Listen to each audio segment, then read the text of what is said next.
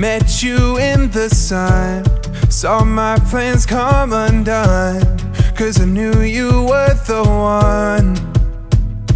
So we Rasa tenang sangat, selesai semua. Ya Allah, saya bersyukur sangat-sangat. Seriously cakap. Alhamdulillah lah, semua jalan lancar lah. Alhamdulillah okey, selesa sangat lah. berbaloi. Saya tak rasa tekanan pun nak majlis ni. Serius saya cakap. Saya tak tertekan macam mana saya nak nikah pagi tadi. Saya rasa kat rumah lagi kalut kot, lagi serabut penat lah, sikit. Penat satu, lagi satu lepas habis majlis kita akan fikir tinggal catering semua kan.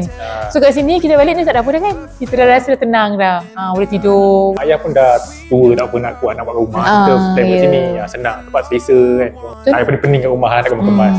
Itu faktor utama lah. you and I know we've got our whole lives, no indigness inside, darling, all I wanna do. Rasa ni sebab first time family saya pun buat dekat Dewan. Saya bagi 10 bintang lah. Memang saya sangat puas hati, serius lah saya Sama, cakap. saya Kalau saya cerita dengan mak ayah saya pun dia akan cakap dia puas hati. Sebab saya nampak air muka diorang, tak nampak diorang penat macam mana kalau saya buat family dulu dekat rumah. Diorang enjoy. Setakat ni, daripada A saya berurusan, daripada first saya dah visit venue ni sampai ke sekarang, semua memang cantik sangat perjalanan dia. Dan saya rasa berbaloi untuk yang apa yang duit yang saya laburkan.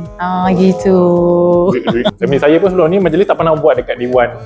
Buat kat rumah. Tu tak nampak flow tu. Lepas tu satu lagi dia berbaloi sebab dia floor manager kan. Jadi kita rasa teratur semua. Kita rasa macam kita tak tertekan. Urusan dengan staff yang jaga parking tu, kru okey lah, dia bagi arahan semua bagus lah. Function sangat cantik, sangat kena dengan taste saya. Saya suka tema-tema klasik. Memang saya recommended dengan orang lain. Saya akan cakap, kau pergi rumah Abang Jamil, kau takkan stres. Semua dah teratur. Masa saya datang rehearsal tu, Abang Adam terus susun ni. Okay, pukul 8 suku keluar, pukul 8.30 lelaki tu sanding ke jalan. Kita rasa macam senang kan? Tak terfikir mana nak jalan macam mana ni, tak ada. So awak MC pun sangat membantu sangat-sangat. Memang kita banyak urusan kan tadi kan. Berbaloi.